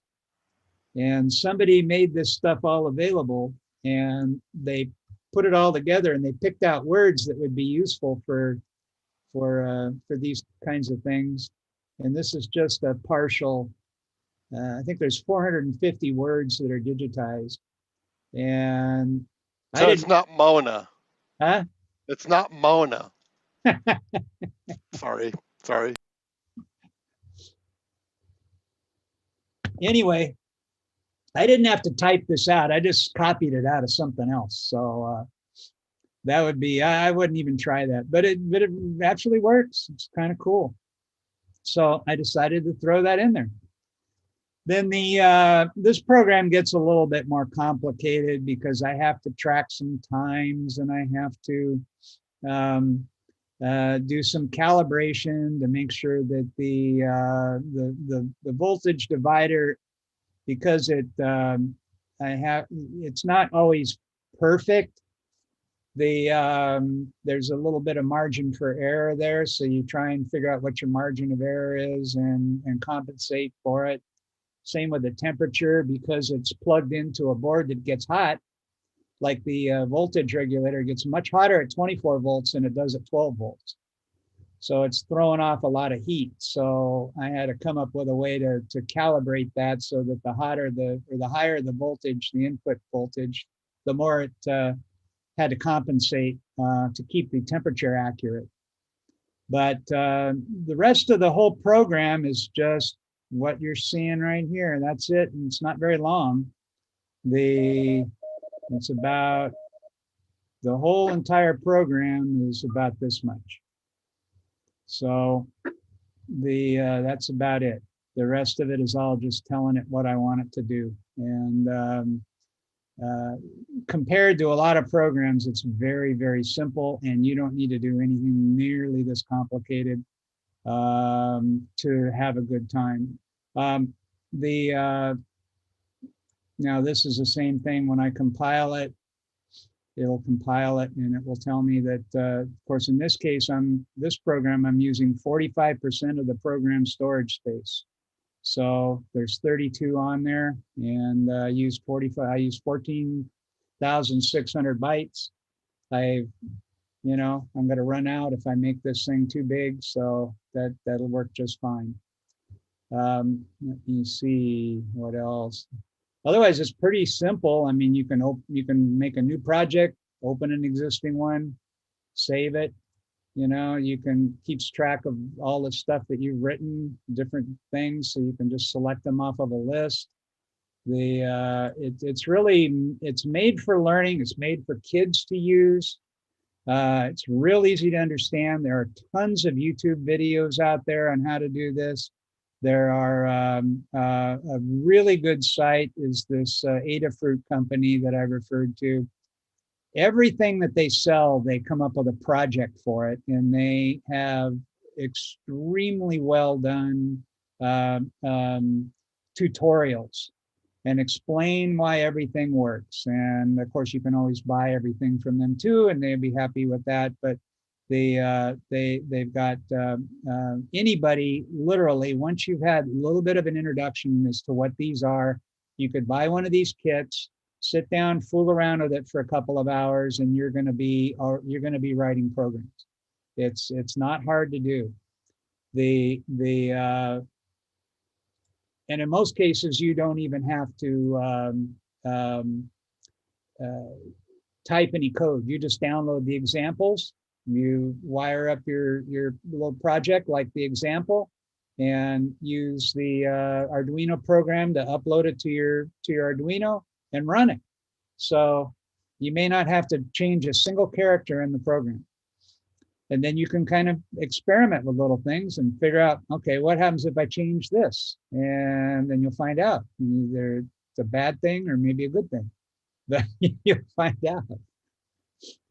Anyway, that's probably about it, but I'll take some, let's do that. If anybody has any questions, I'm happy to answer anything. Thanks, Brian, for all that. I'm going to use some of that data to try and create a remote sensor. Those are, I made one. We had deer that were coming up my driveway, and they were eating the tops of all the roses and driving my wife nuts. She'd go out and we'd have a rose stalk up like this, and it just bitten off. And also agapanthus. We got about 500 agapantha plants, and they'd come along and they'd wait till the buds were going to explode, and they'd bite the tops of them off. So I made a proximity sensor, you know, I just use what's called a PIR, which is a passive infrared sensor, and it just detects heat when it walks by. And every time the deer would come up the driveway, a really nasty buzzer would go off, and they go running down the driveway, and that put an end to that. Problem I had was if there was a lot of them, the buzzer was so loud that it drained the battery. So I got to figure out something better for that one of these days. But you know, make it so the presence of the deer causes it to charge. You know, put a little weight table or something. Yeah. I have a solution. I use a solar operated ultrasonic 120 decimal with light flash sensor. So anything an animal passes that sensor, it will activate at 120 decibels beat and also flash, and it keeps my raccoons and possums and birds and everything out of my garden. But I can also desensitize it. I can also change 5 different levels to make it just pass up the 120 decibels to just the whole ultrasonic frequency and just the light frequency. But the 120 decibels, if you have a big backyard and you have no neighbors, that is a perfect thing for you.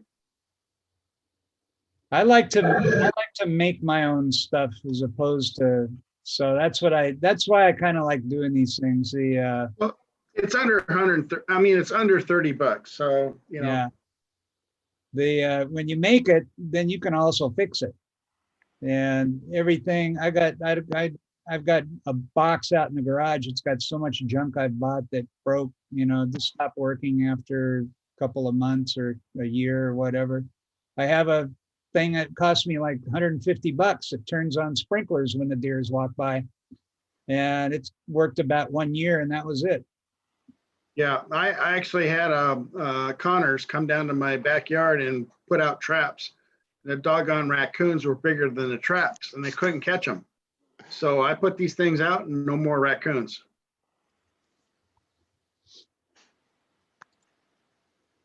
What kind of on that analog in? What kind of bandwidth is that?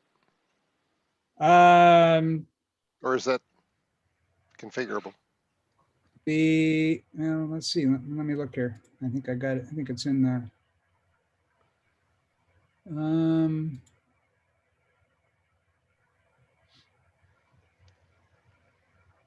Actually, I don't think I got Callie, it kind of depends on which one you're using. Right. The processor or the controller varies in megahertz widely on some of these things. Some of them are 16 megahertz and some of them are 48 megahertz. So no, I mean like for the analog, typical analog input on those, is that like a 10 kilohertz roll off or is it configurable? It's not. No, it's not configurable. I to be honest, I'm not sure. These things are just not that fast. Yeah. They're about mostly what we do with the analog stuff is that's a good question. I should find out what that is because it always surprises me when I use the I'll get it reads that on the order of 1 or 2 milliseconds, for an average, if I'm reading voltage, for example, it is probably reading the voltage every 1 or 2 milliseconds on something. Because when I run the debug window on there, I'm always amazed at how much data it's getting. So Okay. it's not bad. It's not terrible, but it's not. I'll find out if I can find those numbers because now I'm interested. It's more than 1/10 of a hertz and less than audio. Yeah, much less than audio. I don't know. I just did a quick Google search and it implied 9,600 hertz. And it's 10 bits. Now you're gonna Does make me have anybody to use all actually? this stuff, Brian. Yeah. Have you ever? Ooh, I'll send you an email. Okay. Eric, were you saying something? Oh, I said, now you're gonna make me have to find a use for all this crap. Oh, you got it. Because somebody gave me this stuff years ago, and I played with it a little, but then I just got bored. Forget it. But I'm glad I opened the box because I found my old Raspberry Pi real-time clock. Yeah, I they're all actually needed this. and the thing I found out is that they got all these things and they'll try and sell them. They'll say Raspberry Pi compatible or Arduino compatible. And that little temperature sensor that I used in these things, it's a Bosch temperature sensor, and they use it in their refrigerators. So it's several of those guys too. Yeah, that's the blue one. That's the 11, I think, or the anyway. But some of these things are they're just overstocked from, or stuff from commercial suppliers. This little white one here, it's made by Bosch, and I've seen them in the if you take one of these down to an appliance place, they'll go, oh yeah, that's a Bosch so-and-so, that's off of this refrigerator, and so you can use anything. There's no such thing as an Arduino one or a Raspberry Pi one. You just have to know what the pinouts are, and you can use almost anything. It's a good, if you're into taking stuff apart and saving all the parts from it, there's, I even have one that will sense farts, believe it or not. Senses methane. And oh, pardon me. It must have just went off. Huh? Yeah, no, that's how they advertised it. But it's a methane sensor. There's others they're just they're little devices that have a screen over the top, and they make them for different gases. And they're made for commercial products, but they get the rejects or old part numbers or whatever, and they turn around and sell them as an Arduino part or a Raspberry Pi part.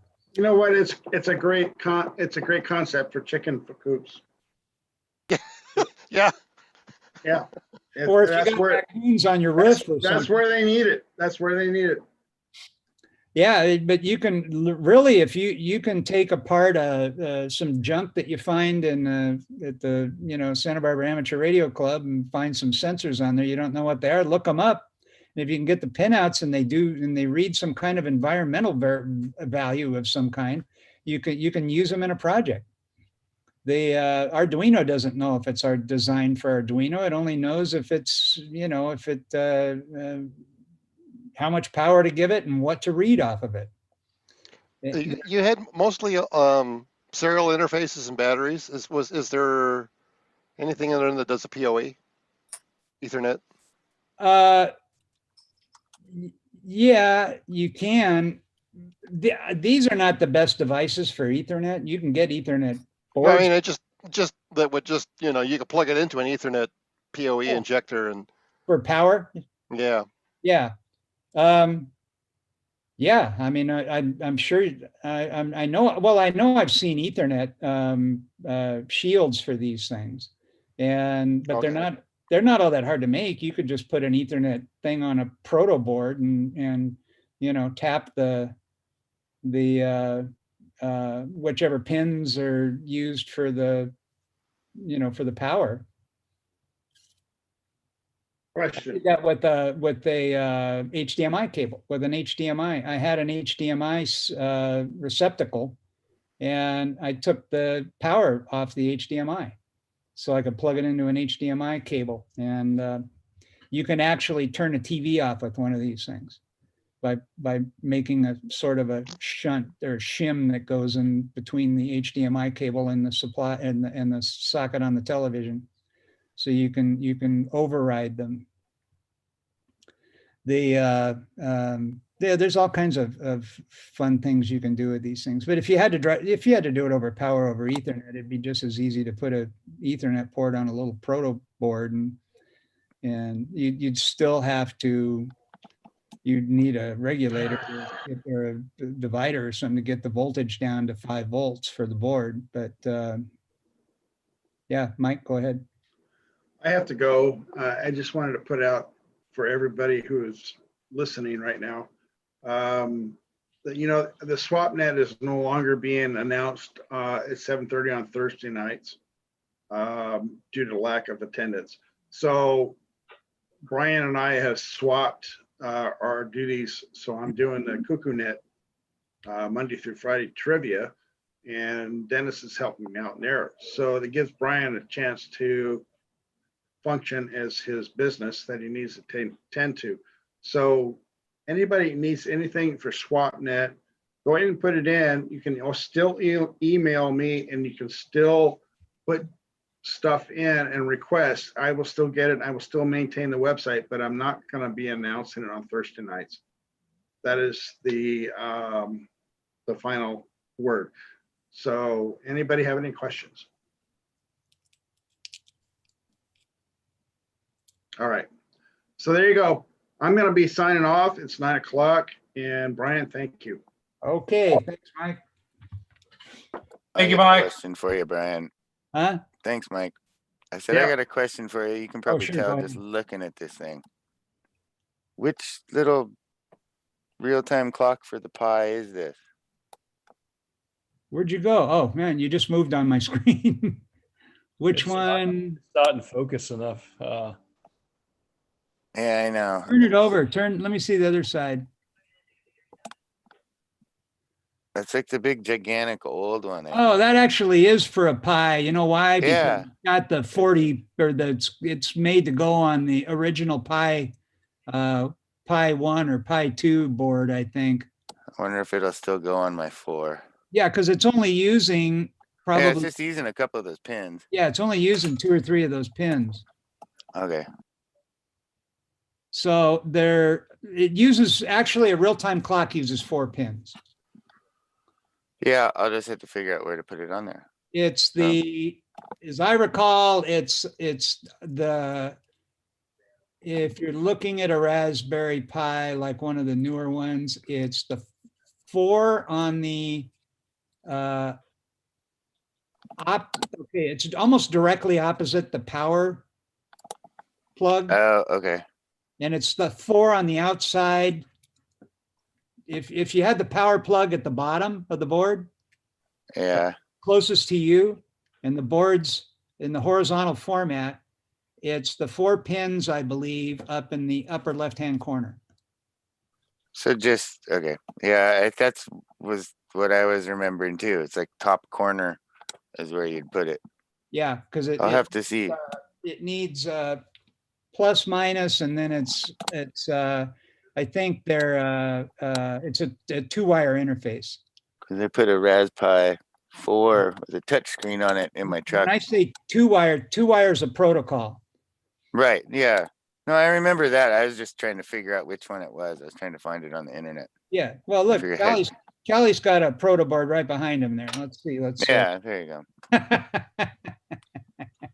But I'm glad you made me open my Arduino box because I needed to get one of these. I put a little Pi 4 touchscreen in the truck with a GPS on it, and I got maps now. Yeah, but I needed to keep time when it goes off. There are some other RTC things you can get. Instead of a battery, they use a little super cap. Oh, yeah. And I saw some of those. I was looking on them. I was going to order one, but now that I found one. Well, you can on eBay, you can get like a bag of 20 for about $5. I'll have to look. If this one doesn't work, I'll look again. Yeah. If I can find one, heck, I'll use this. It'll save me $1 or $2. Yeah, yeah. Except for the battery, you'll have to buy a battery. Yep, got one of those already right here too. All right. The junk drawer, man, is paying off tonight. So. All right. Anybody else got any questions? Okay. Doc, I think you're muted. Yeah, I just unmuted. I was going to say, you can see the level of technology that I'm familiar with. The Arduino of the high seas. Says the guy on the Zoom meeting. There's another board I didn't show you guys, but it's like a cloud-enabled board, and it uses Wi-Fi, and that's the little thing I've been using down at the club station. Actually, this is, well, I can't make it read. Oh yeah, I remember trying to send him messages on this thing. Yeah, I know. It tells, I put it there because I used to get yelled at when the lights got left on. And so I set up a little thing with this thing runs, and I'm looking at it right here. And if the lights are on, an amber light goes on the board. If the lights are on down at the club station, and if right now they're off, or if the internet connection goes down, this thing starts blinking red, so that I know the internet's down at the Red Cross. And so I know. And this has been working literally. I did this. This is a 6th year I've been president, and I did this before I was the president of the club. I did it the year I was just a director. And so it's just been running down there all this time, and it works like a champ. And on Tuesday nights, we used to try to mess with them and send him Morse code messages by putting our hand over it. Even though we didn't really know Morse code, but we were still trying to. Well, no, it's an actual. It actually has utility as an emergency communication. It would, yeah. I mean, there you go. Actually, send a message like that. It's sort of like semaphore. You can send me signals, but I did it just as an experiment. Have to notice how well these things work, and it just keeps chugging away. I mean, it's got a little heartbeat thing on there, so that as I can see the heartbeat, it pings the the shack every 60 seconds. And if it flunks the heartbeat test, then I know we don't have internet down there and it turns red. And we can take remedial action, but which is usually nothing. But it was a good experiment, still works. Most useful thing I've ever made. Well, any other questions? Anything else? All right. Well, we kept it kind of on time. So actually, Wayne, tell everybody about that device you're hooking up. That's cool. That's a cool deal. Okay, so yeah, I can't really bring it in the camera to you. Let's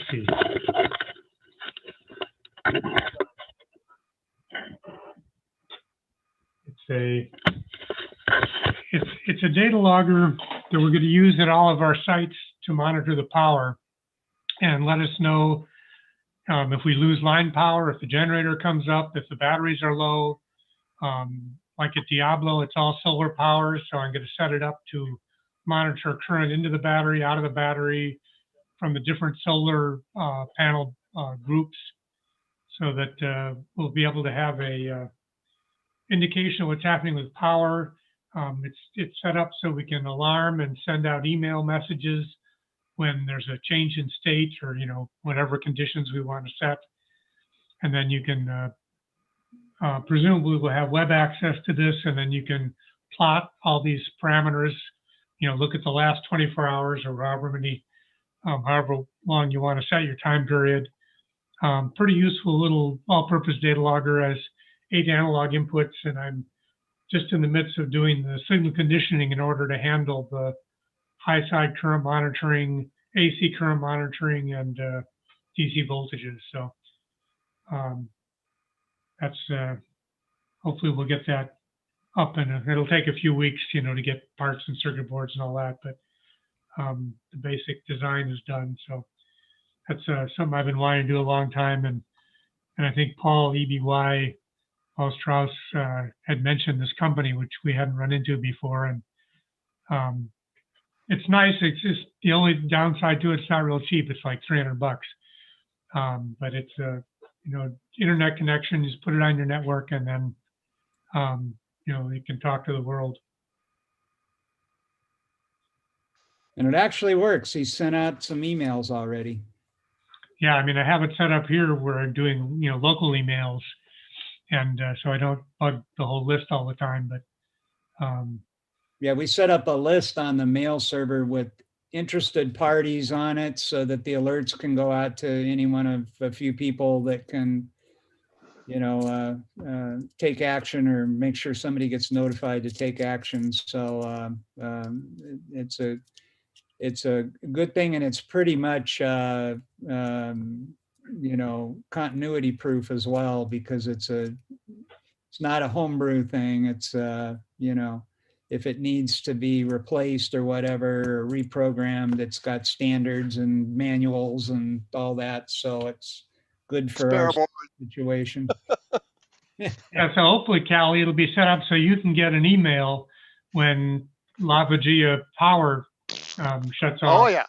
Yeah, when the Believe battery. Believe me, we are so Stone Age, and I've been talking to one of my coworkers about getting into some of this stuff, because of course they do make remote monitoring. You can get a whole. I think there's a power strip that somebody used to buy, and he says, "Oh yeah, it's got everything. Just hook it all in." But we actually had a UPS that blew out and it took down the police channel. You remember when Bill Talanian found that the generator battery was dry as a bone? We're as bad as Texas. Yeah. Yeah, really. All right, you guys, y'all have a good night. That's a pretty cool little thing there, Wayne. I'll have to ask Paul about that. So, good presentation, Brian. Guys, all have a great night. Good to see you. And San Ynez Peak is even more primitive. They're in a classic Texas fashion. When the power fails, their generator isn't big enough to run the whole place. So if it fails in the summer, it can only run one of the air conditioning units, so that building gets real toasty during a power failure.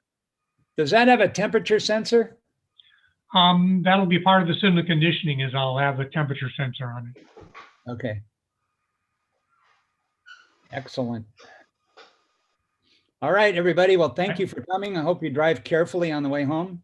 And, or Doc, sail care. He's at, why don't you, Doc, why don't you get in touch with Austin here? He's looking for a ship.